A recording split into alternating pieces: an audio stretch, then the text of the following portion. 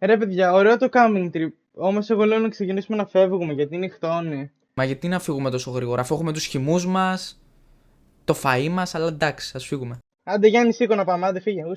Οκ.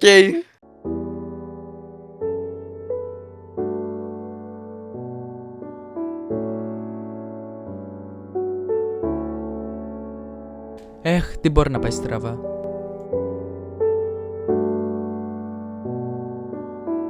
Περιμένετε με, μην προχωράτε χωρίς εμένα.